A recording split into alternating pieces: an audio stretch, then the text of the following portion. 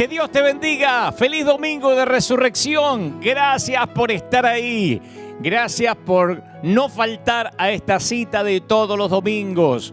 Desde River Arena, desde el avivamiento de la calle Broadway. Gracias por no faltar, insisto, por ser fieles hoy. Un domingo extraordinario, celebrando las Pascuas, celebrando la resurrección. Domingo de resurrección. Y estamos muy felices de poder vivirlo juntos, de poder transmitirte en un ratito lo que creo Dios me dijo que te diga. Los que se conectaron lo hacen a través de www.river-church.org. Ahí está nuestro sitio oficial.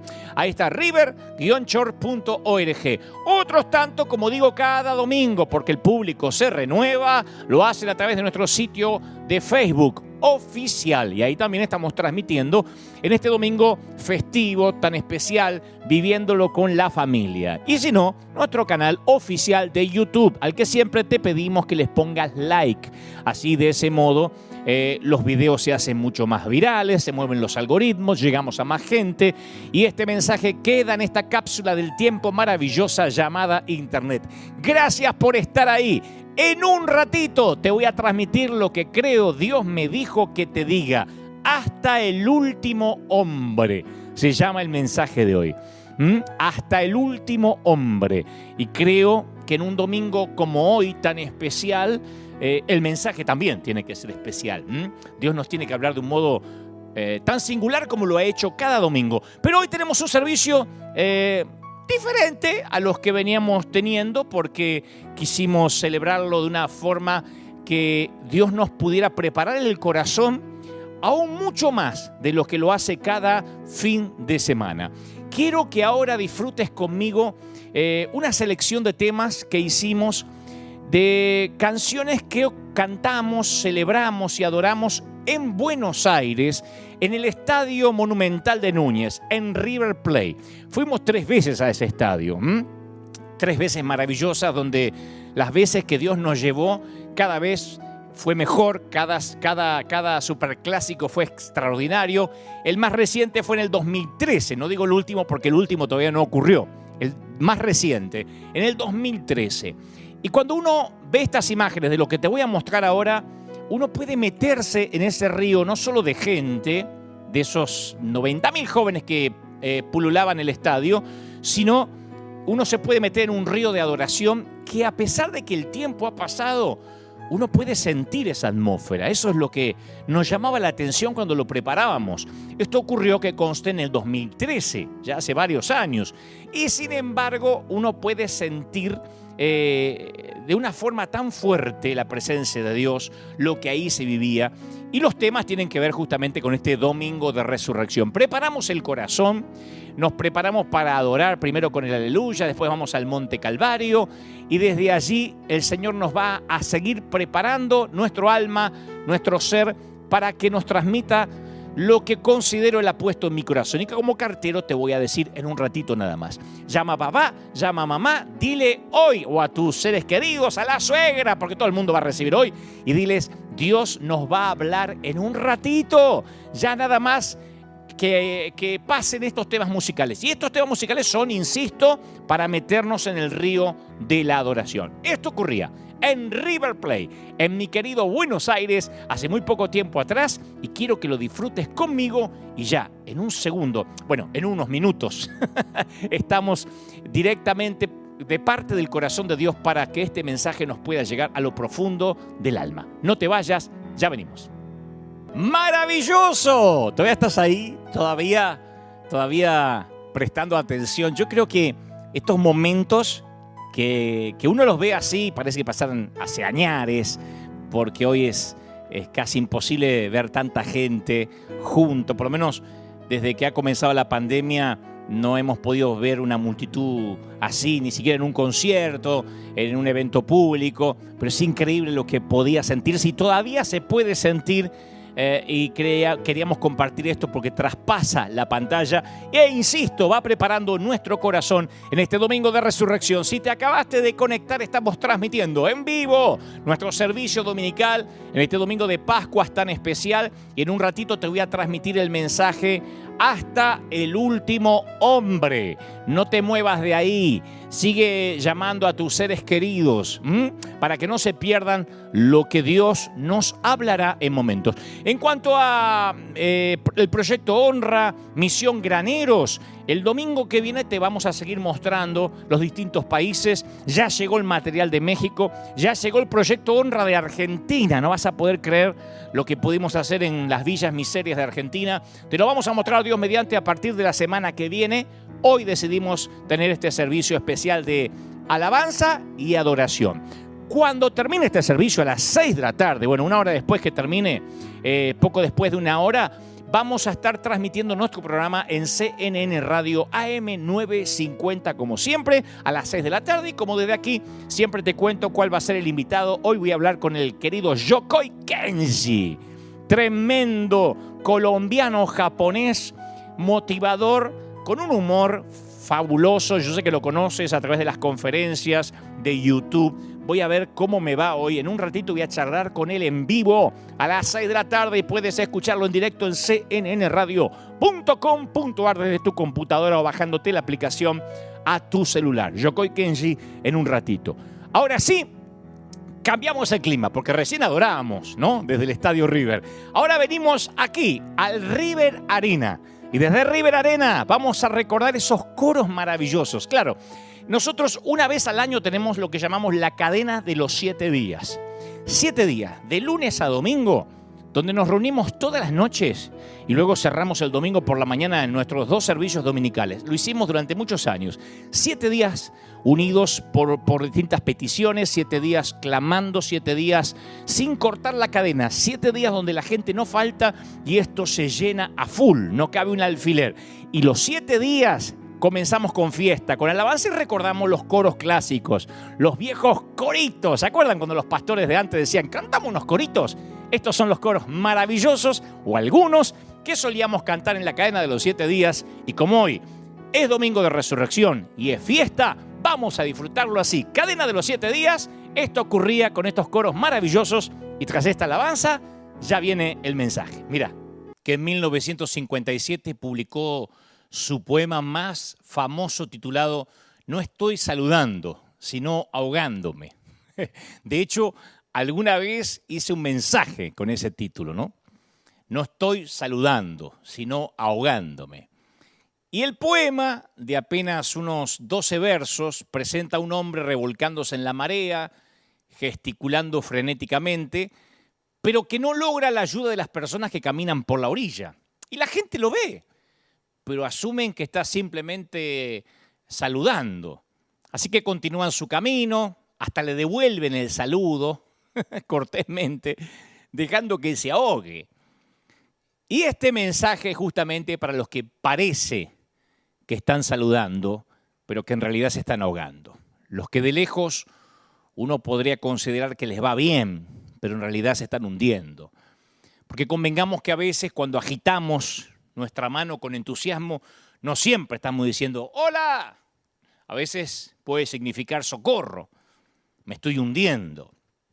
Y yo pienso que esto es especialmente cierto cuando la vida no resulta de la manera en que pensábamos que lo haría.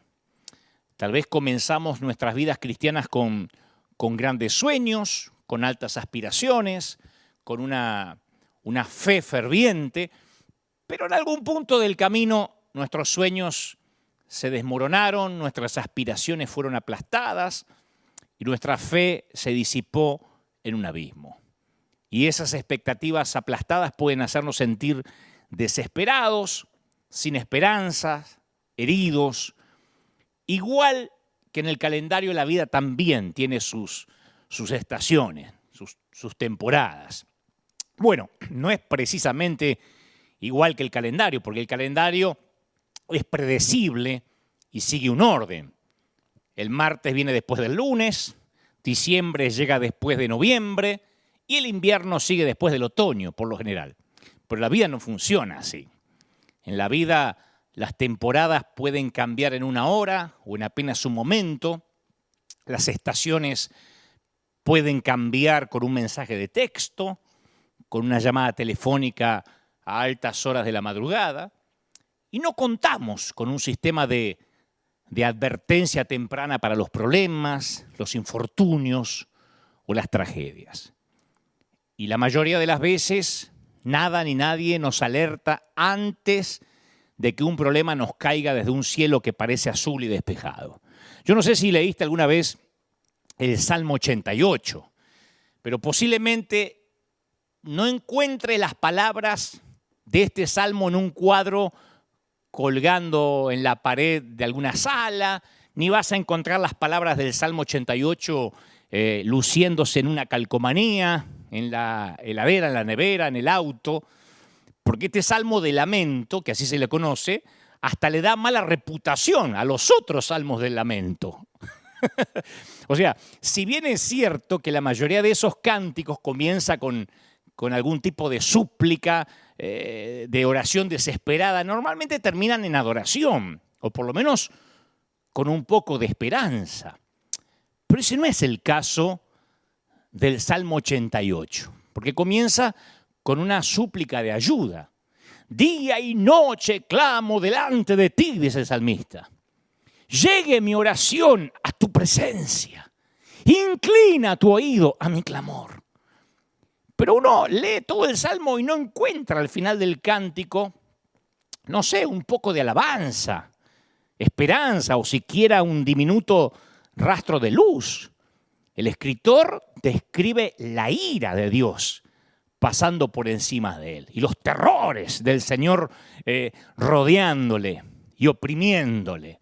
Y después viene el versículo 18 que dice, has alejado de mí al amigo y al compañero y a mis conocidos has puesto en tinieblas. Y eso es todo.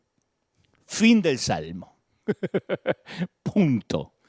Ahora, ¿cuándo fue la última vez que viste a alguien usar este versículo o este Salmo 88 para alentarte durante el momento de adoración, mientras está tocando el teclado? Yo no lo vi nunca y estoy seguro que tampoco lo viste. Entonces, ¿por qué Dios incluye salmos como el 88 en su palabra? Uno se pregunta por qué siquiera está ahí. ¿Es que acaso tenemos tan pocos dolores en esta vida que tenemos que leer sobre eso en las Escrituras? Y bueno, la verdad es que pienso que el Salmo 88 tiene un lugar en nuestras Biblias, especialmente porque es verdad, porque refleja cómo nos sentimos algunas veces. No sé si sientes a veces como si la ira de Dios te hubiera pasado por encima, sin razón aparente. Y también le ocurrió al salmista, y lo dice. O sientes como si los terrores te estuvieran rodeando completamente, también le pasó al salmista. O sientes como si todos tus seres queridos, tus compañeros, tus amigos fueron alejados de ti, también le pasó al salmista. O sientes que la oscuridad es tu amiga más cercana, también le ocurrió al salmista.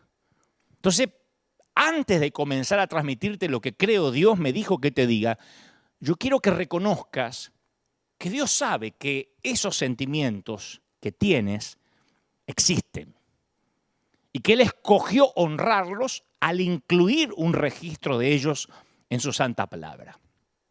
¿Por qué?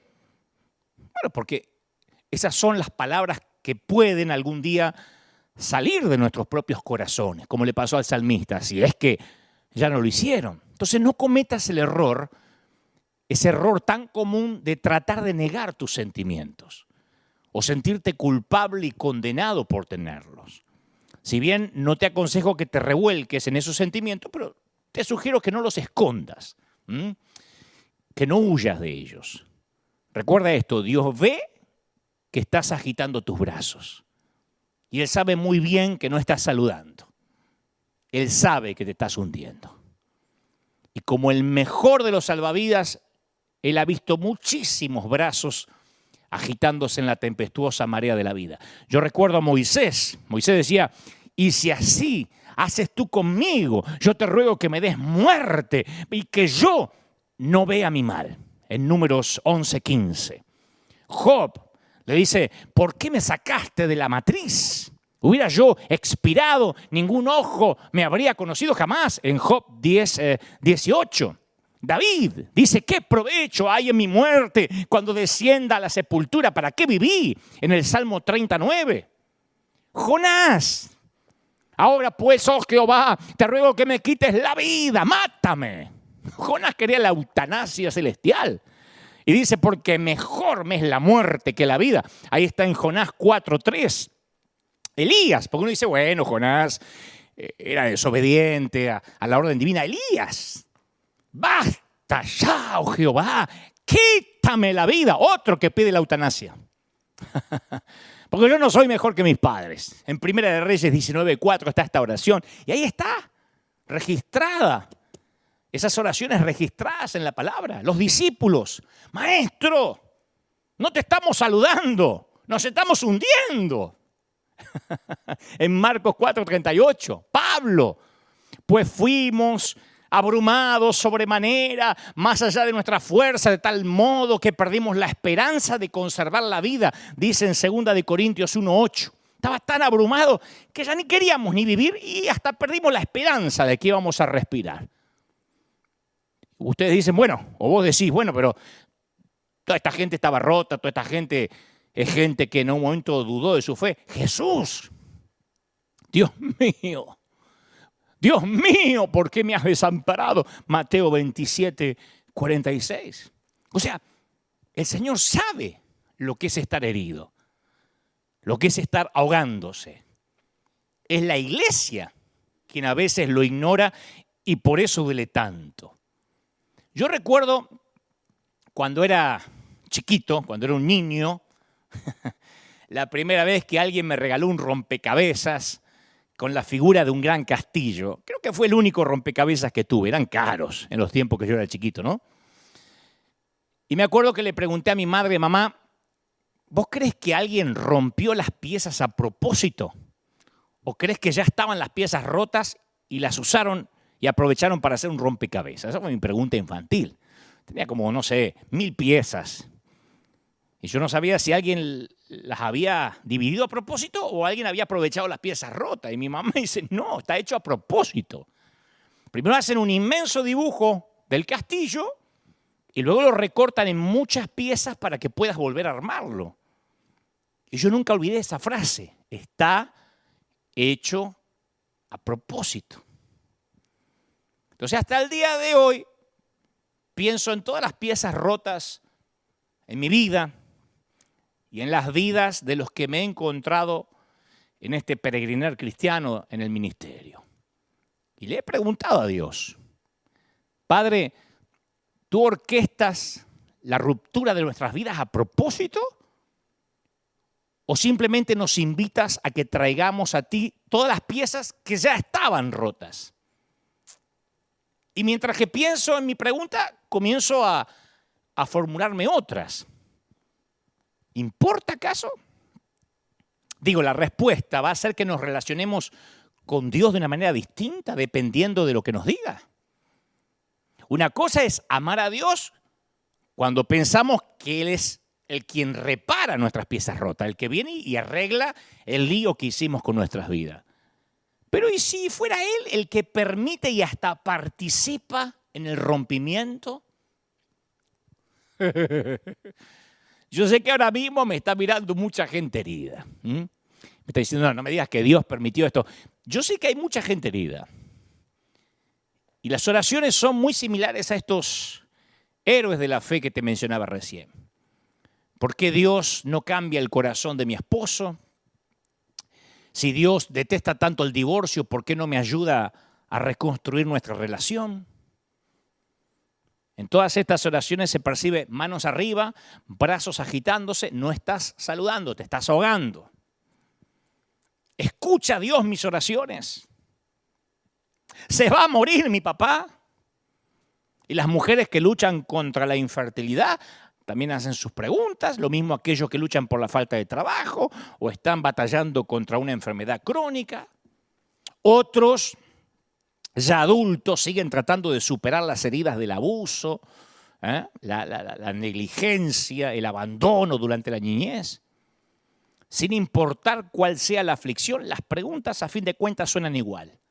¿Acaso no ves mi dolor? ¿Por qué Dios no haces algo? Que es la pregunta de muchos en este domingo tan especial. ¿Será que te estás haciendo esa pregunta en este momento? ¿Por qué Dios no hace nada? Y yo quiero ayudarte a entender esas heridas. Pero recuerda que este mensaje no va a hacer nada por tu vida como lo puede hacer la palabra de Dios. Por eso tengo la intención de arraigar en las Escrituras todo lo que voy a decirte. Todo lo que yo te voy a decir no es una cuestión filosófica, humanista, todo lo voy a arraigar en las Escrituras, ¿está claro?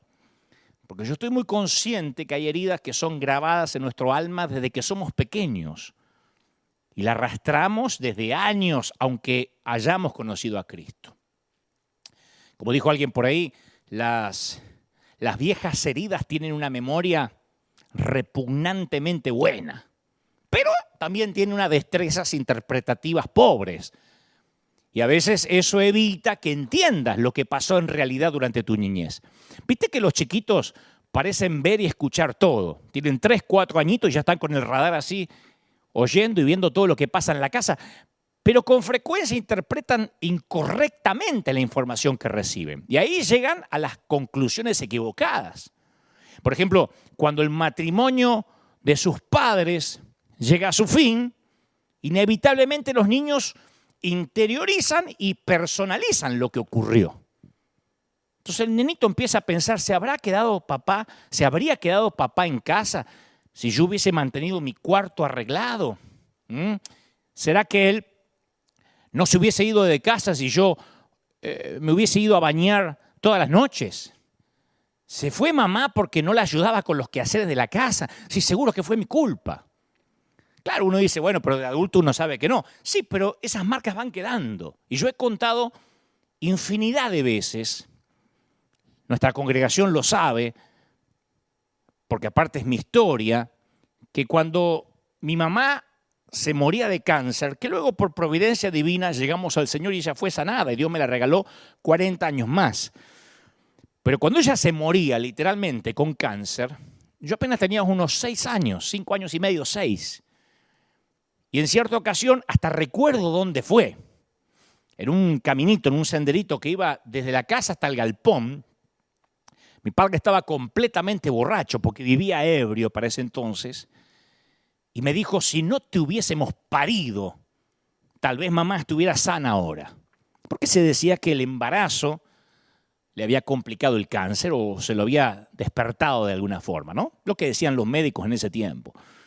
Y me acuerdo que mi papá me dijo, si no te hubiésemos parido, mamá no estaría enferma. Y me miró a los ojos y en ese momento yo no vi otra cosa sino puro odio.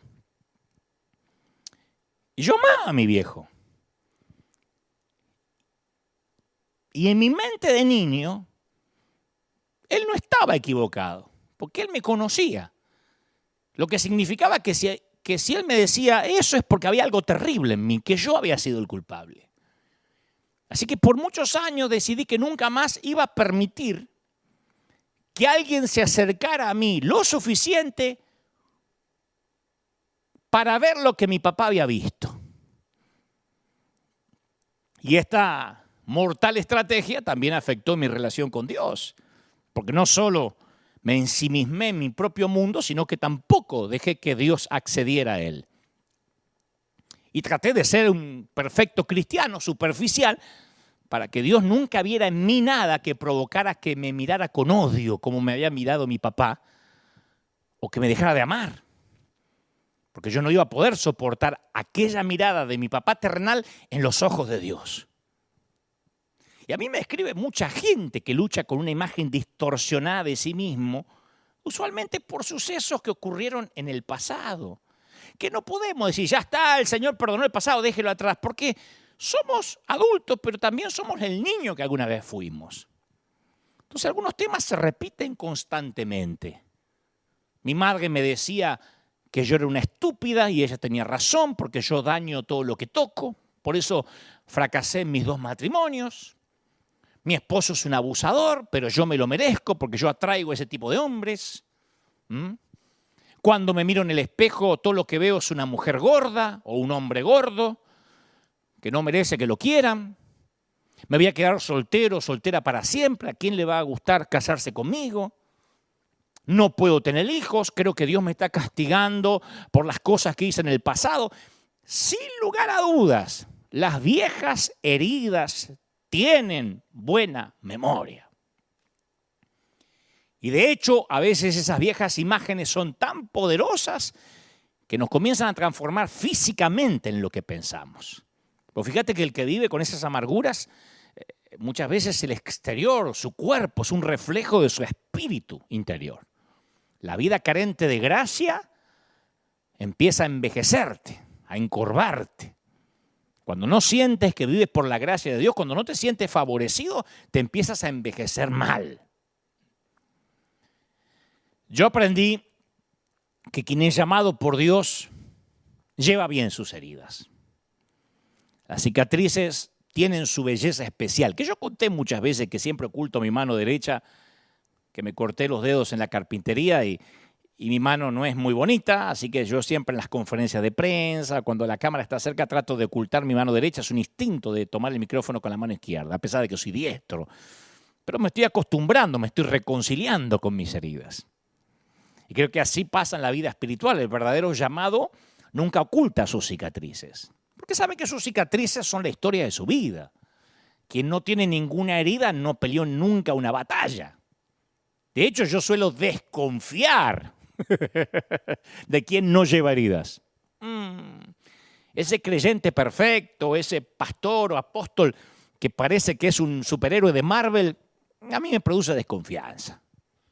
Porque algunas heridas son tan profundas que toman años para sanar. Otras no se ven. Pero la sanidad de una herida, de ciertas heridas, lleva toda una vida. Las heridas de la vida son una placa de honor. Las heridas muestran que no te retiraste.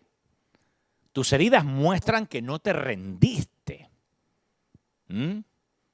Yo muchas veces tengo que enfrentar la encrucijada en la cual tengo que decidir si permanezco o me retiro.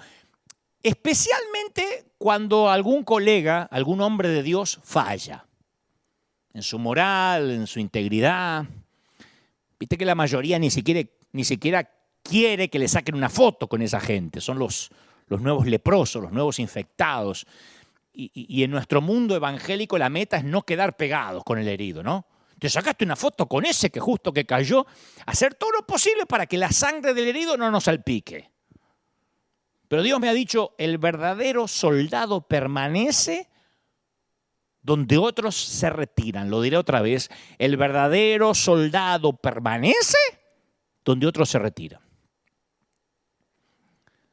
Hace relativamente poco un pastor profundamente herido, alguien que tuvo algunos problemas personales, me dijo hace poco: Dante, gracias por hablarme, gracias por amarme a pesar de mi fracaso y llamarme por teléfono como que no pasó nada.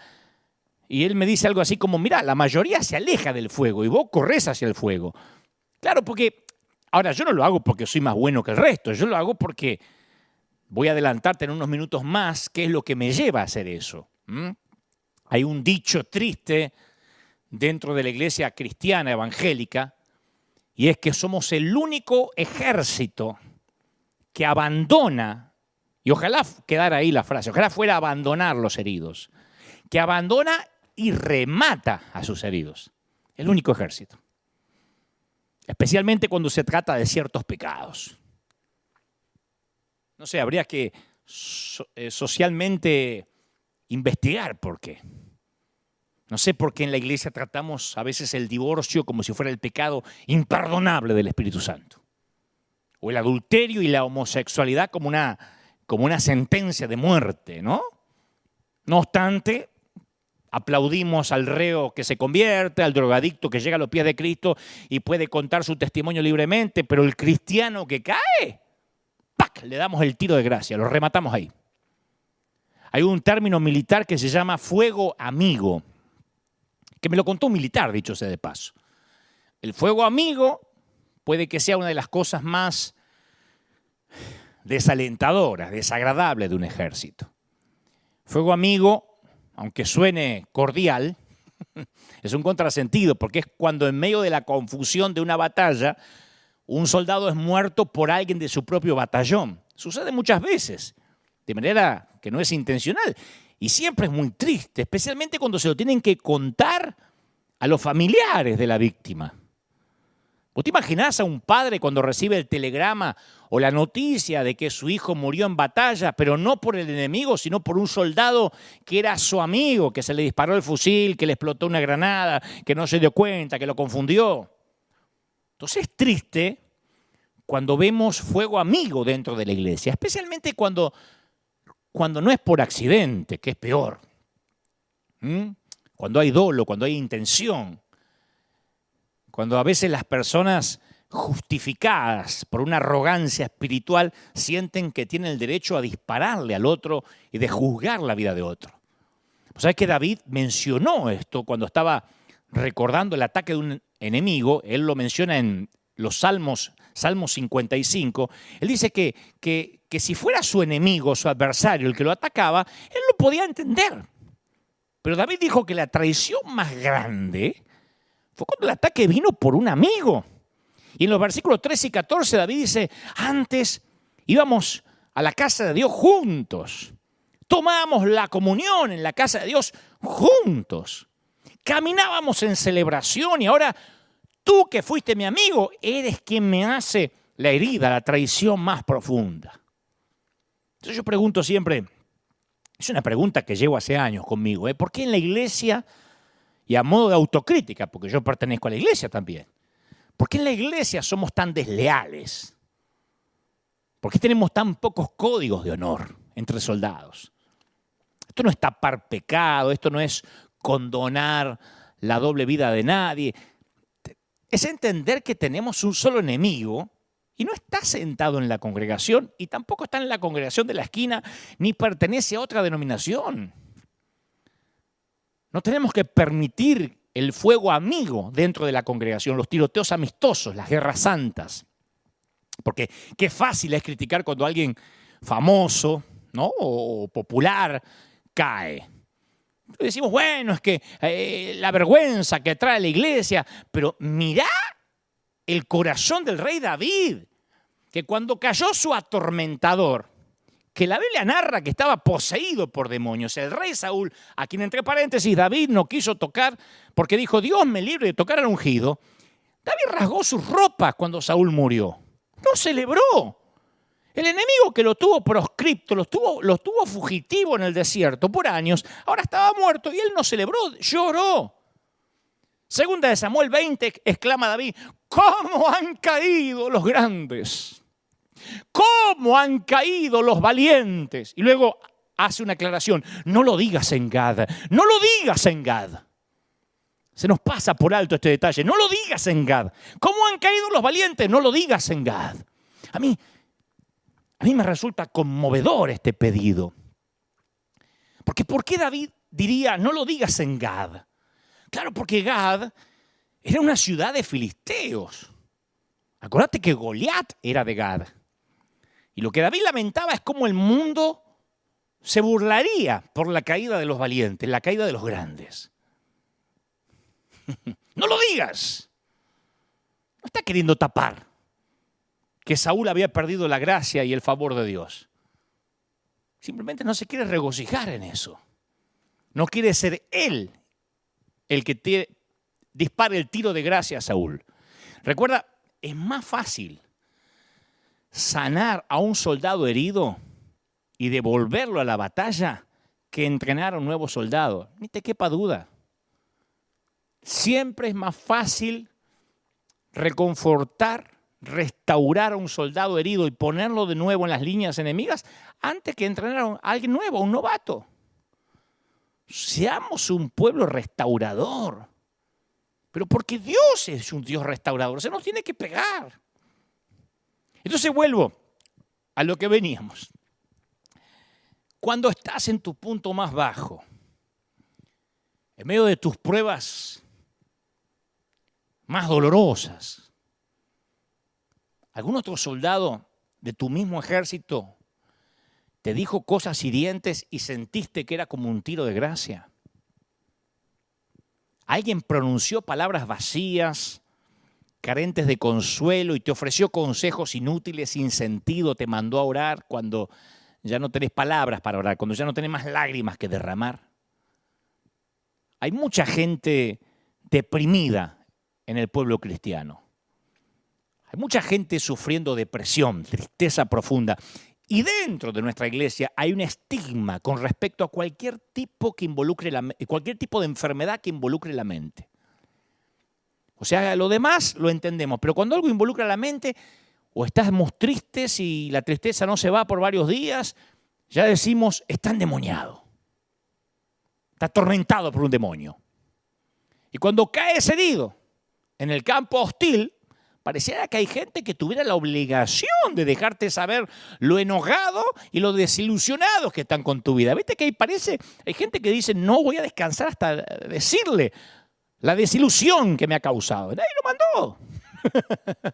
Y encima que te cuesta un horror admitir que necesitas ayuda, te costó un montón abrir tu corazón. Cuando finalmente abres el corazón, intentas buscar ayuda, ¿qué recibes? ¿Condenación o ¡paf! El tiro de gracia.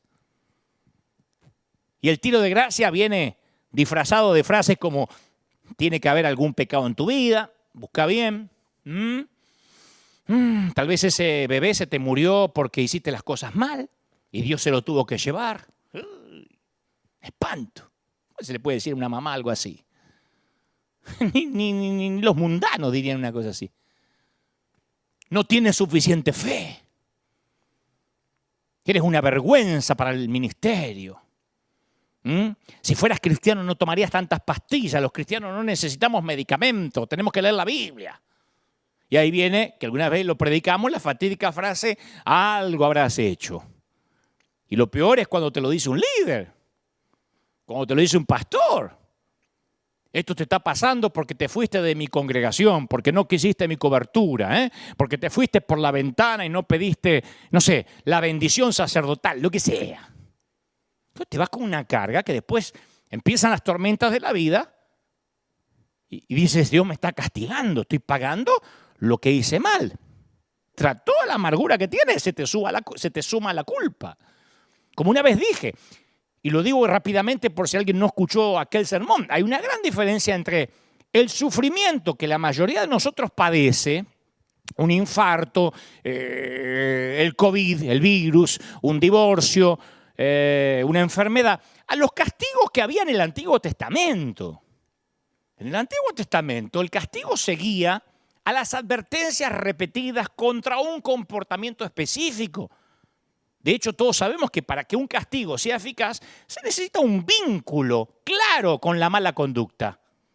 Te castigo por esto. Como dije una vez, pensá en un padre que castiga a un niño pequeño y no lo castiga en el momento que hace lo que hace, sino que espera un rato, espera 3 horas, 2 días.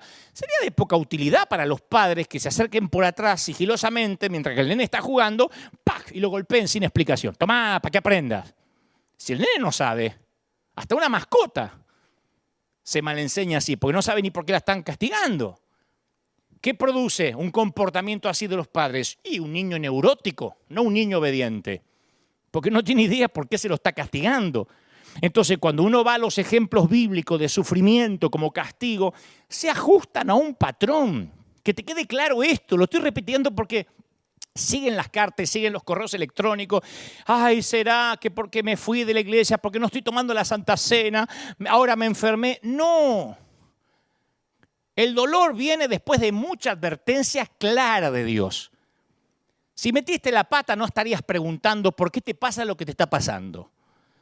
Sabrías exactamente por qué te está pasando, por qué estás sufriendo.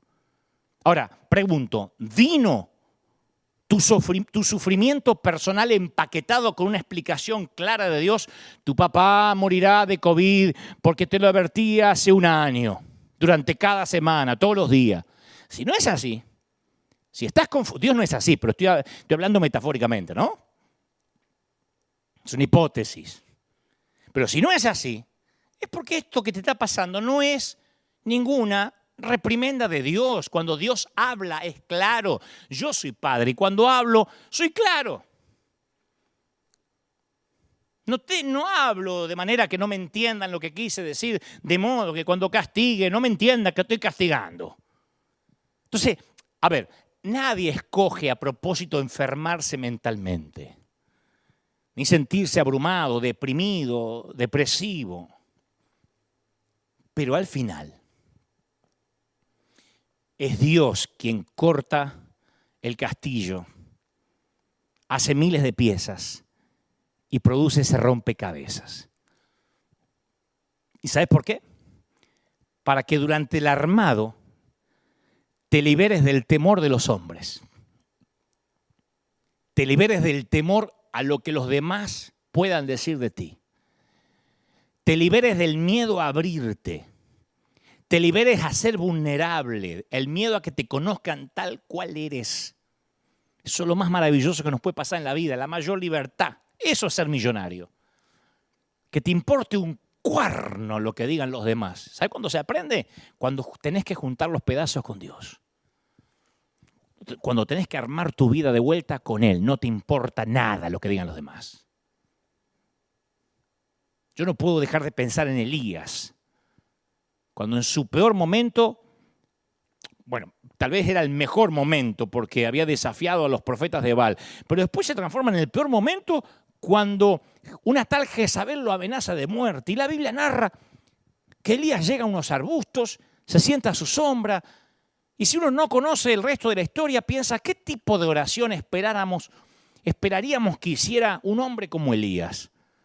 Acababa de ganar una batalla épica y ahora tenía la amenaza de una mujer, una simple mujer. Uno pensaría que oraría algo como, Señor, del mismo modo que hiciste descender fuego del cielo, del mismo modo, quema a Jezabel, ocúpate de esta bruja, mata a esta vieja.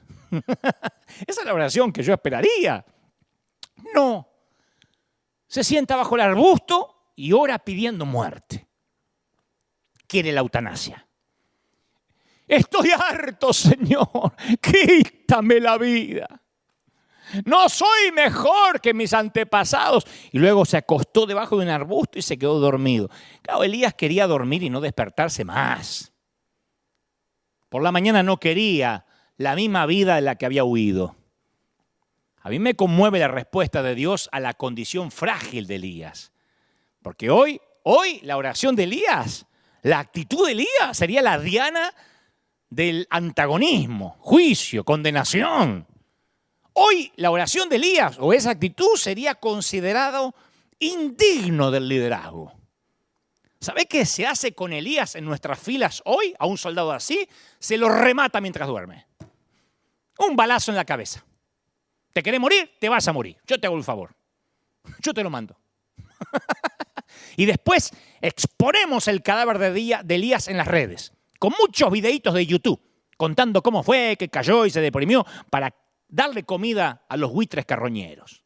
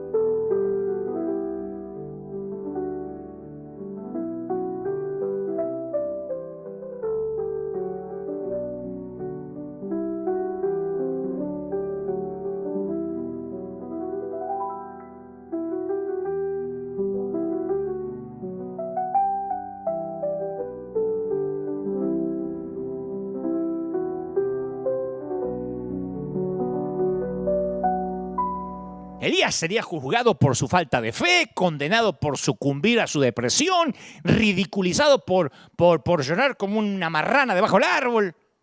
¿Sabe qué hizo Dios? Respondió con increíble bondad y compasión. Un ángel fue enviado para tocar a Elías y decirle que se levante. Pequeño toque. Che, Elías. Para levantarlo a comer, para alentarlo a que coma. Al lado de su cabeza le puso un pan recién horneado y una jarra de agua. Y cuando Elías comió y bebió, el tipo vuelve a tumbarse. Viste que cuando uno está deprimido, lo único que quiere hacer es dormir. Dormir 14, 15 horas y no despertarte más. No importa si tenés hijos chiquitos, no importa si al otro día es tu cumpleaños, vos querés dormir. Y si creías que estabas solo en esa estación de la vida, te presento a Elías. ¿Sabes qué hace el Señor? Ahora sí lo fulmina por reincidente. ¡No! El ángel del Señor regresa una segunda vez y vuelve a tocarlo. No lo remata por perezoso. Esta vez el ángel añade un poquito más de información para su ánimo. Le dice, levántate y come porque te espera un largo viaje. Dios te va a dar la fuerza para continuar el viaje que te espera. Yo siento que cada mañana hay millones de cristianos que se despiertan con una meta. Conseguir esa primera taza de café que le da la fuerza para llegar a la segunda taza de café. ¿No es esa la tragedia de que por qué damos gracias a Dios que es viernes? Uy, menos mal que es viernes. Qué feo decir menos mal que es viernes. Qué lástima trabajar 5 días para poder vivir 2, en el mejor de los casos. Porque algunos trabajan también los sábados y dicen, ¡ay, que llegue el domingo! ¡Qué lástima! Y la mitad del domingo se la pasan deprimidos porque se acerca el lunes. No te avergüences de las cicatrices. Son tus marcas de honor. Pablo llevaba un aguijón de la carne y le dijo, Dios, quítamelo. Y dijo, no. Quien es llamado a servir lleva bien sus heridas. E insisto, las cicatrices tienen una belleza especial. Son como las arrugas en los hombres de mi edad. Si no me lo digo yo y no tengo abuela, ¿quién me lo va a decir? ¿No? No, pero las cicatrices de un verdadero llamado no se ocultan. Sabe que sus cicatrices son la historia de su vida. Y quien no tiene ninguna herida es porque no peleó ninguna batalla. Y como digo, algunas tardan años en sanar, otras no se ven, pero la sanidad puede tomar toda una vida. Las heridas de la vida son una placa de honor. Las heridas muestran que no te retiraste, insisto, que no te rendiste. Muestran que no huiste. Lo diré otra vez, desde que comenzamos a caminar en este planeta como hijos de Adán e hijas de Eva, hemos preguntado, ¿y por qué tengo heridas? ¿Y por qué a mí? Y en muchas ocasiones Dios se rehúsa a contestar nuestras preguntas de por qué y en su lugar nos susurra, confía en mí. No, pero ¿por qué? Confía en mí. Claro, no siempre eso nos satisface. ¿Y qué hace la iglesia? En el afán de buscar una explicación del por qué estamos heridos, como Dios no nos da esa explicación, la iglesia trata de buscar la explicación. Y ahí empezamos, insisto, es que algo hiciste mal, o lo que es peor, te está faltando hacer algo. ¿Sabes que yo escuché una vez? Esto es patético. Una joven enferma, desahuciada, flaquita, que se acercaron a la par de su cama y le dijeron que la verdadera oración se hace de rodillas. Y como ella oraba en la cama, era por eso que Dios no la sanaba. Esa era la razón por la que Dios no estaba contestando sus oraciones, que ella tenía que cambiar la postura, que en fe se tenía que levantar con el suerito, con los cañitos, la cantidad de cablecitos que estaban conectados a su corazón y a otros tantos sitios, y ella tenía que levantarse de la cama y arrodillarse. Y ella se arrodilló, dijo, porque a lo mejor es la postura lo que impide que Dios me conteste. Y se arrodilló sobre sus débiles y frágiles rodillas y casi de inmediato se dislocó el hueso de la cadera. Empeoró. Digo, ¿quién es el burro que le va a decir una cosa así? Buscar una explicación a un porqué cuando Dios dice, confía en mí. Yo, para ser sincero, de verdad, a veces me da bronca lo que nosotros hemos hecho de Dios. Y mi frustración gira alrededor de las mentiras perpetradas en su nombre. Yo pienso en esa manera de ver a Dios, la manera en que a veces lo hemos predicado, que tanto daño le hizo a las personas rotas.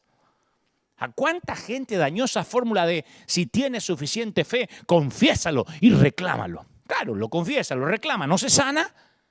Y esa doctrina tan distorsionada no funciona para nadie. Sin importar lo que la gente diga, no funciona. Dios no es una rocola celestial. Siempre que tengas la moneda correcta, escoges la música para tu vida. Esas doctrinas han herido a miles de personas que terminan llegando a la siguiente conclusión. La razón por la que mi hijo murió, por eso se me murió el bebito. La razón por la que mi matrimonio fracasó. La razón por la que perdimos la casa. Todo eso fue porque me faltó fe. Y esto va más allá de simple crueldad. Es una blasfemia. Porque Cristo nunca nos prometió un camino fácil. Nunca dijo que habría rosas sin espinas, o años enteros sin invierno, o caminos sin obstáculos. Fue justo lo contrario. Cuando Él fue arrestado y enjuiciado, Jesús le dijo a sus más allegados: en el mundo tendréis, ¿qué? Aflicción. ¿Qué tendréis? Aflicción. Pero confiad, yo he vencido al mundo. No dice se las voy a quitar. Juan 16:33. No dice les voy a evitar la aflicción. Yo soy afligido para que ustedes no sean afligidos. No, van a tener aflicción y confíen. No pregunten por qué, si yo lo estoy prometiendo. Te estoy prometiendo aflicción. ¿Para qué cuando viene preguntar por qué? Si te lo prometí.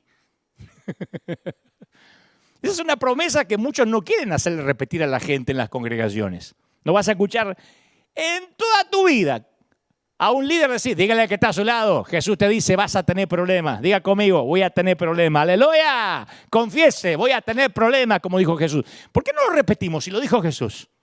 Si repetimos todo lo que dijo Él. Él nunca nos prometió un camino fácil.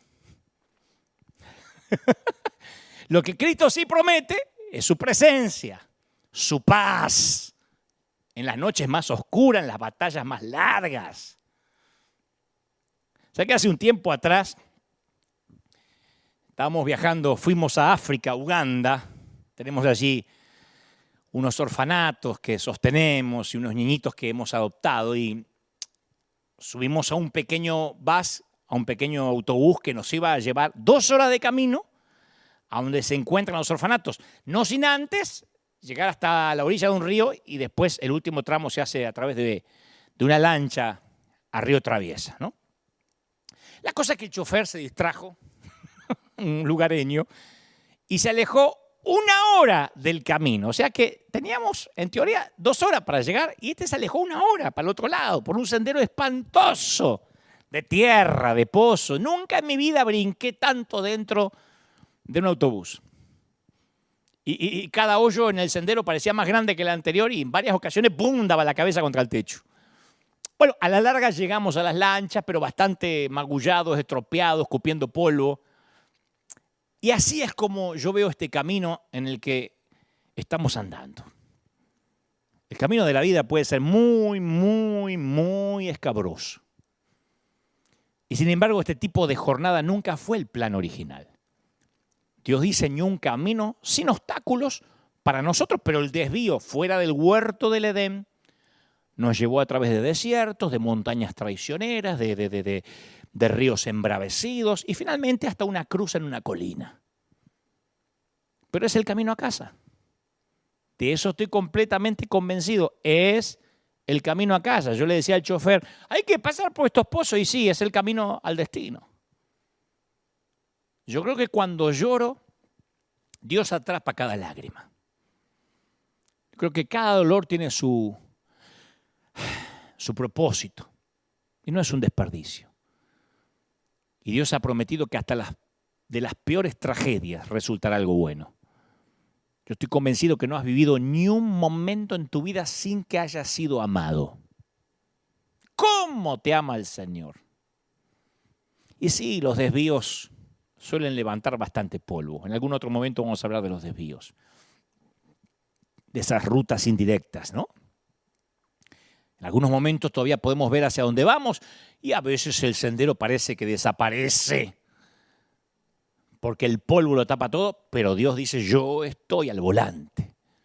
Cuando el apóstol Pablo describió nuestra condición rota, él la comparó a un espejo defectuoso. Él comparó nuestra condición a un espejo borroso. Dice Pablo, ahora conocemos a Dios de manera no muy clara. Hay cosas que no vamos a entender. Hay muchos por qué que no tienen respuesta. Como cuando vemos nuestra imagen, dice Pablo, reflejada en un espejo a oscuras. Pero cuando todo sea perfecto, veremos a Dios cara a cara. 1 Corintios 13, 12. Y ahí diremos, ahora entiendo. Por eso me tocó sufrir. Por eso el Señor me desarmó y me volvió a armar.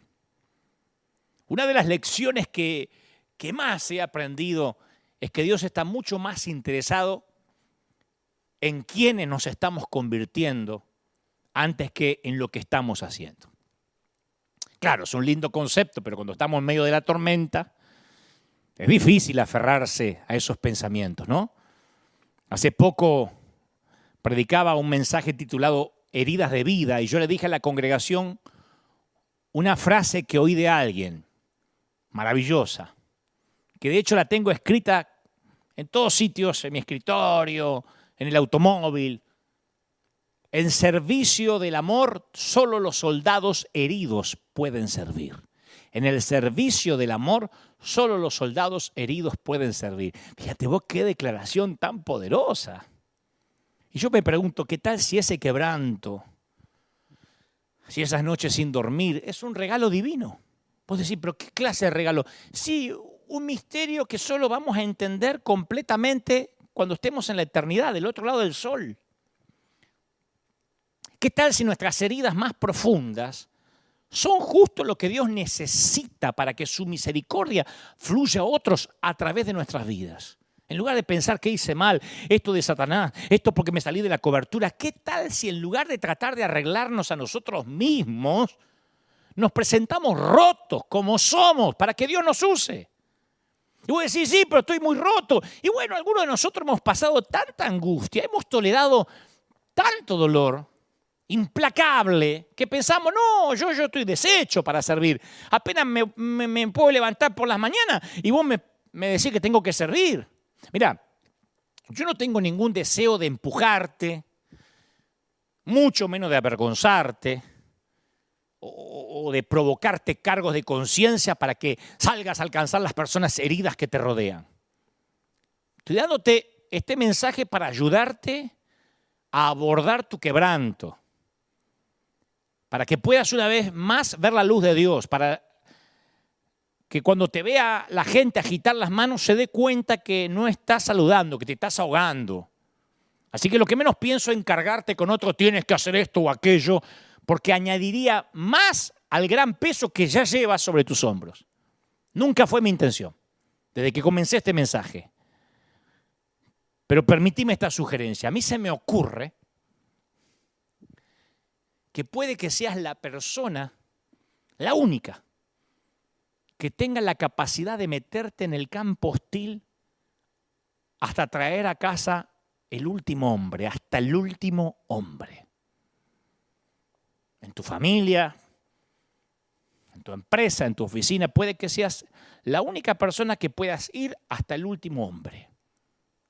Vos sabés que la película que lleva este nombre se basa en la historia real del soldado Desmond II, cristiano adventista, que se enlista en el ejército de los Estados Unidos. Voy a espolearte la película si no la viste.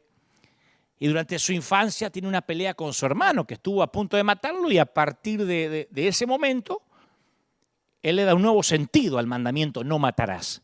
Y con esa convicción se inscribe a la milicia. Y ya como recluta en el entrenamiento se niega a utilizar las armas, que es una locura. Entonces sufre castigos, golpes por no obedecer órdenes y se le propone que abandone el ejército, pero él insiste en que él puede colaborar de otro modo pero no con las armas. Él se ve como un enfermero que puede ayudar a salvar a sus compañeros, no como un soldado que combate y que mata. Bueno, la cosa es que se tiene que enfrentar a un consejo de guerra que decide finalmente que puede permanecer en el ejército, colaborar en los términos que sus convicciones personales y religiosas se lo permiten. Y al fin es enviado a la lucha de los estadounidenses cuando ellos libran una batalla en el Pacífico, participa en la sangrienta y brutal batalla por la toma de Okinawa. Y ahí dos, en actitud heroica, bajo el fuego de los japoneses, se juega la vida por sus compañeros heridos. Y el valor del tipo, que es flacucho, por lo menos así es el actor que lo interpreta, ese valor no tiene límites, él confía en Dios. Y en esos días rescata a 75 soldados heridos. Y se gana el respeto y la admiración de sus compañeros. Y finalmente es condecorado con la medalla de honor del Congreso que le entrega el propio presidente Harry Truman. Y yo me pregunto, ¿por qué la mayoría de los cristianos prefieren matar antes de rescatar heridos? Yo no sé si te diste cuenta que durante la pandemia los hospitales no permiten que la gente que no tiene el virus se quede mucho tiempo ocupando una cama. Antes, capaz que sí, te internaban por cualquier cosa. Ahora no, hay una escasez de cama total que al momento en que alguien no está grave, punto, le dan el alta. Tienen que liberar camas, porque llega el punto en que alguien ya recibió suficiente ayuda y ya no está en la sala de pacientes críticos. Y la frase es, hay que liberar camas, es la orden de los médicos. Más que nunca, durante el 2020 la orden fue, hay que liberar camas. Creo que nosotros no nos vamos a convertir nunca en ministros mientras nos quedemos en la cama del hospital. Yo no estoy minimizando tu dolor, pero estoy diciendo que necesitas levantarte y ayudar a alguien a sobrevivir lo que ya superaste, o por lo menos estás superando. Hay mucha gente que necesita la cama en la que ahora te encuentras. Yo te diría, quédate ahí bajo la manta, pobrecito, chiquito, no se puede levantar, vamos. Pero vamos, tenés que darle la cama a alguien y convertirte en parte de la solución en lugar de parte del problema. Eso por sí ya es una terapia. Porque ese mismo lugar en el que has llorado, ese mismo lugar en el que has gemido, es el que puede traer sanidad y honor a aquellos que pueden ser tocados por el mismo dolor. Como el soldado adventista de la película que dirigió Mel Gibson. Quizás no sepas cómo disparar un arma, pero estoy seguro que el dolor que estás pasando o que pasaste te ayudó a saber identificar heridos, ¿o no? Ese es el lugar donde tu compasión va a aumentar y ayudarás a la próxima generación de víctimas a salir de sus camas y caminar. No sea que Dios permitió que tus pedazos se rompieran y te volviera a armar para entender a los que pasan lo mismo. Pablo dijo, y para hacer notoria las riquezas de su gloria, las mostró para con los vasos de misericordia que Él preparó de antemano para gloria, en Romanos 9:23. Me encanta esa frase, vasos de misericordia. Las Escrituras llaman a este tipo de soldados rescatadores, a este escuadrón de búsqueda, vasos de misericordia. Yo me he propuesto que cuando volvamos a abrir River Arena presencialmente, vamos a ser más hospital que nunca. Vamos a ser vasos de misericordia. ¿Sabes por qué? Porque solo pueden ser misericordiosos los que necesitaron misericordia. Estos ex pacientes tienen una comprensión que viene únicamente de haber estado ellos mismos heridos. La misericordia que tenemos aquí tiene raíces en los recuerdos de nuestras propias tragedias. Porque no me digas que si alguna vez superaste una tormenta, seguramente tenés una actitud muy distinta en comparación a los que nunca han fallado, los que se creen justos. Ay, menos mal que yo nunca me deprimí. Si pasaste por un montón de cosas dolorosas, alegrate, sos un vaso de misericordia. Y Dios quiere usarte como vaso de misericordia. Tenés que enseñarle y tenemos que enseñarle a la próxima generación cómo evitar la escuela de los golpes duros. Por eso otros días yo salía a decir, no, yo no soy pastor, otro día voy a explicarlo más. Prefiero que me conozcan por un comunicador, por un vaso de misericordia, que la palabra pastor no me aleje del que está roto. No me pongan un pedestal diferente. Ahora, ¿no sería agradable enseñarle a tus hijos de modo que no enfrenten lo que enfrentaste y que aprendan lo que sabes? Porque ahora sabes cosas que los puede salvar de tormentas, de lágrimas, de heridas, de traumas. Toda esa información que te la vas a llevar a la cama. Si no podés salvarlo, al menos podés ayudarlos en el camino. Después de todo estuviste ahí y sabés cómo regresar del infierno. Yo no conozco a lo que te enfrentas en este momento. Porque tal vez todo lo que puedas hacer ahora es tratar de seguir escuchando lo que digo, entre lágrimas. Hay mucha gente que se está secando las lágrimas mientras me está oyendo. O quizás estás atravesando por una temporada en tu vida en la que sientes que estás hecho trizas. Demasiadas exigencias para tu tiempo, tus energías. Y justo cuando parecía que estabas por tomar un respiro, ¡pac! Otro golpe te hace perder el balance. Y la vida parece que no te viene dando tregua. O puede que estés viviendo la secuela de un desastre absoluto. En un momento todo con lo que contabas y de lo que estabas seguro se te hizo 1000 pedazos. Y te faltan piezas. O crees que te faltan, ¿no? Tu vida jamás será la misma, la muerte de un cónyuge, la muerte de un matrimonio, la pérdida de un empleo, la muerte de un hijo. Tantas cosas pueden sacudir los cimientos de nuestras vidas sin que se nos anuncien que se están acercando. La crisis podría ser financiera, de salud, en tus relaciones, pero con la misma certeza que el fuego destruye todo lo que encuentra a su paso, así es como te sientes ahora, devastado, solo, sacudido, sacudida. Pero lo que te voy a decir de parte del Señor es que nada de lo que te ocurre, créeme, escucha, graba estas palabras, nada de lo que te ocurre sorprende a Dios. Confía, aún en medio del dolor. Dios te ama y nada te va a separar de su amor. Él siempre estará contigo y sea lo que sea que tengas que enfrentar, Él te acompañará en el camino. Párate sobre la roca. Párate cuando te tiemblen las rodillas. Cuando tus lágrimas caigan como lluvia.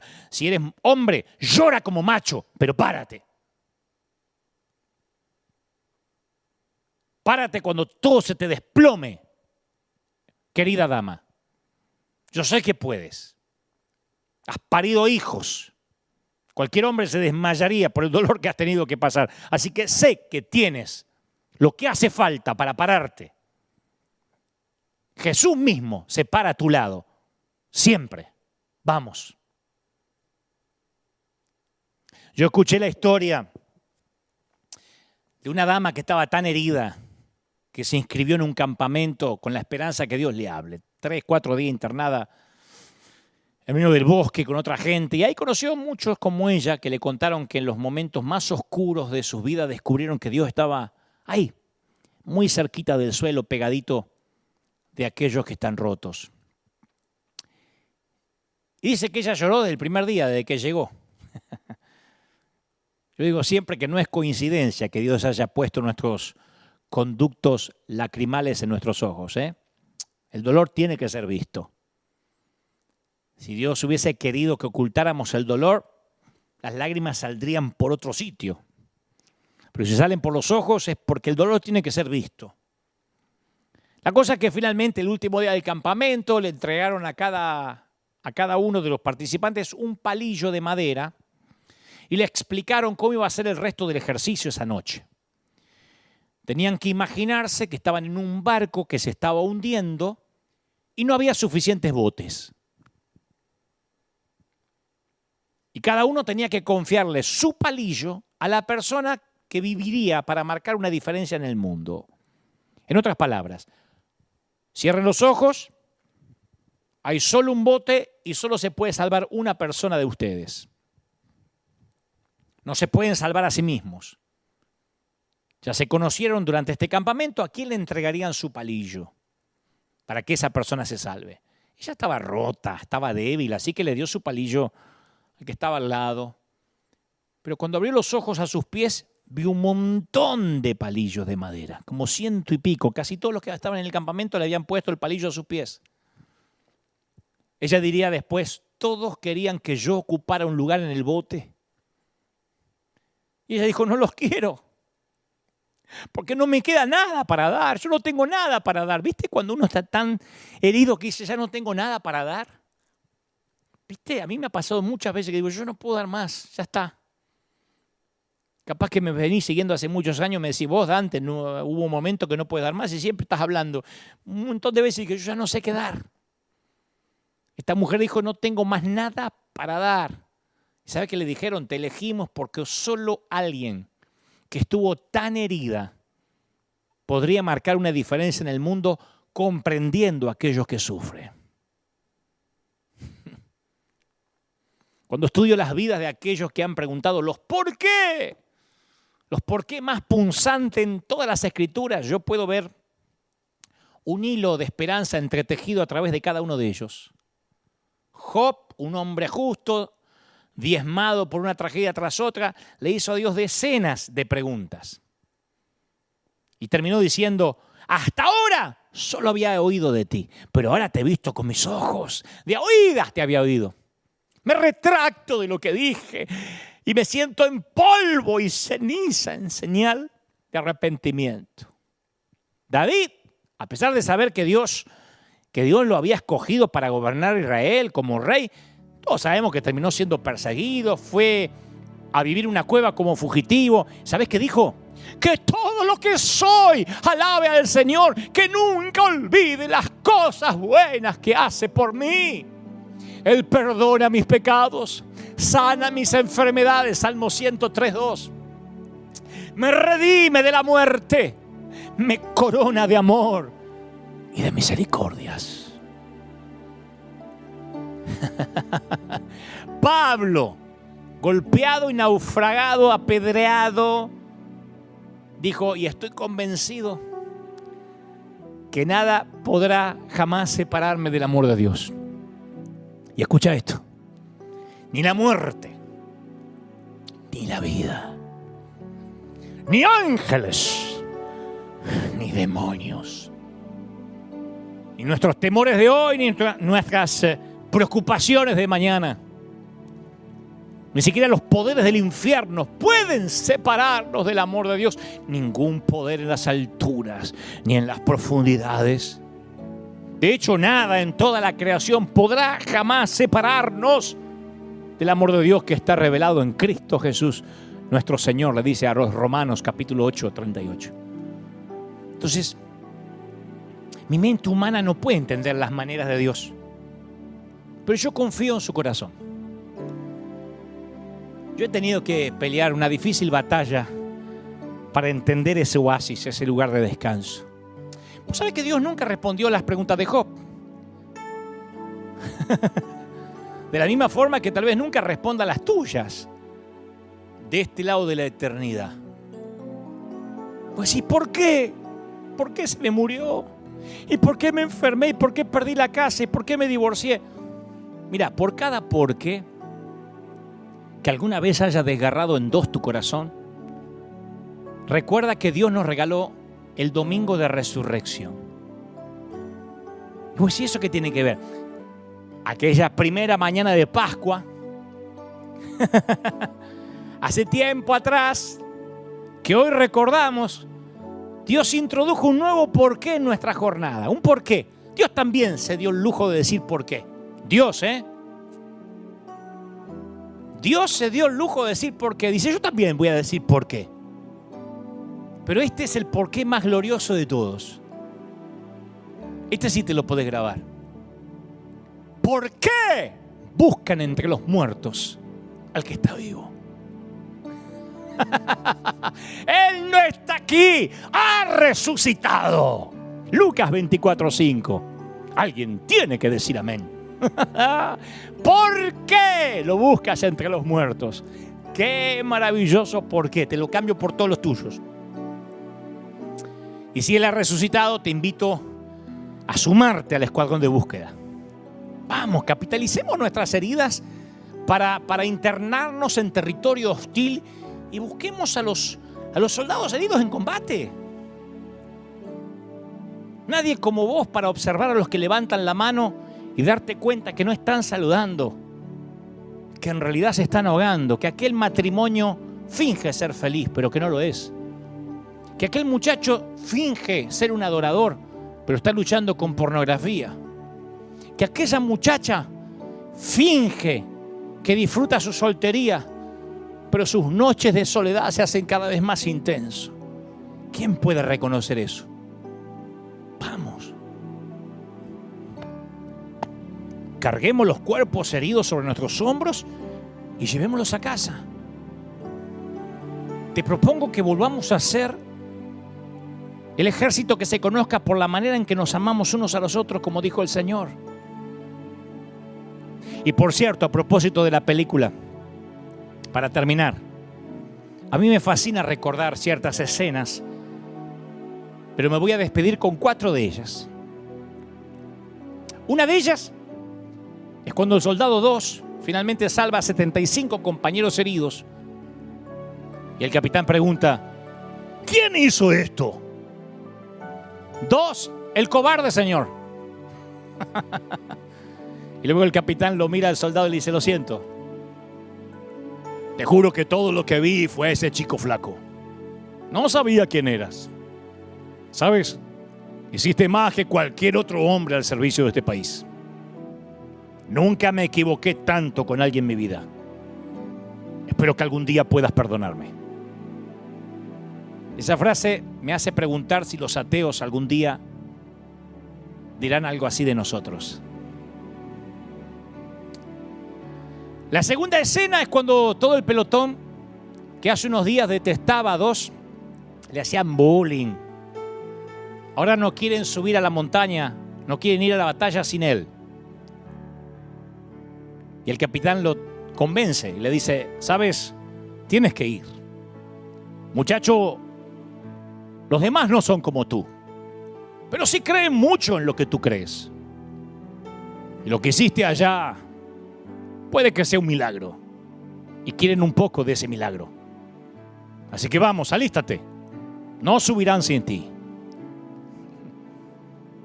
Y yo me pregunto si algún día nuestro ejército también nos va a considerar imprescindibles.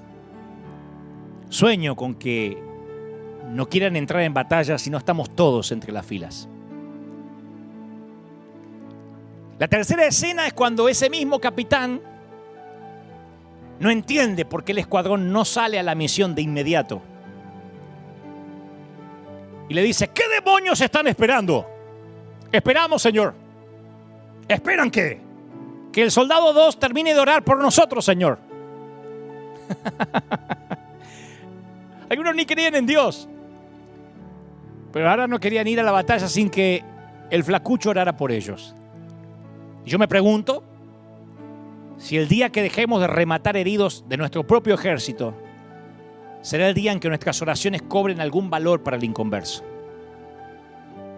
Mientras tanto, es solo retórica vacía. Y finalmente, claro, la escena en donde en medio de las granadas y explosiones enemigas el soldado 2 eleva una plegaria. Si no viste la película, no ora por ayuda para matar a un soldado más. Ni se siente el justiciero para rematar a un colega herido, menos. Él solo clama: Señor, permíteme salvar a uno más. Y me pregunto si ese es el tipo de oración que podría iniciar una nueva normalidad en la iglesia de Jesucristo. La iglesia del todos o nadie. La iglesia que no vuelve a casa sin traer de regreso hasta el último hombre. Vamos a orar.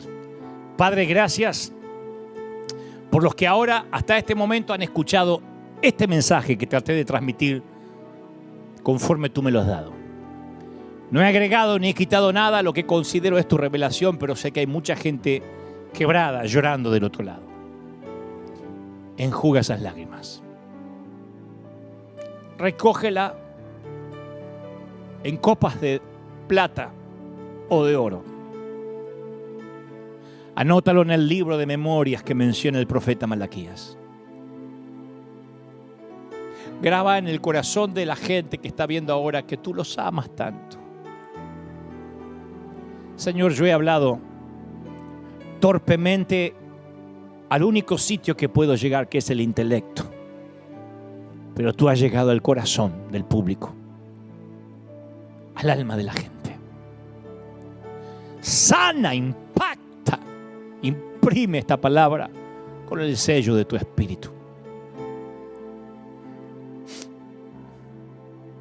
Camino ahora en el territorio hostil, como un símbolo. No he hecho otra cosa desde que la pandemia comenzó y no hemos hecho otra cosa en River desde hace casi 12 años. Ensuciarnos las manos con la sangre de los heridos. Poner nuestra reputación en riesgo. Quitarnos los títulos, bajar las armas y traer a todos de regreso a casa. Aún aquel que parece que está muerto, quién sabe, bájalo. Dale la chance de vivir. Somos la iglesia que preferimos equivocarnos por exceso de gracia antes que por exceso de ley. Prefiero llegar a las puertas del cielo y decirle al Señor que amé de más, que fui misericordioso de más, antes de que se me acuse de rematar a un colega o de juzgar la vida ajena. Bueno, además, no podría. Bastante trabajo me lleva mi pobre vida como para que me ocupe de alguien más criticando.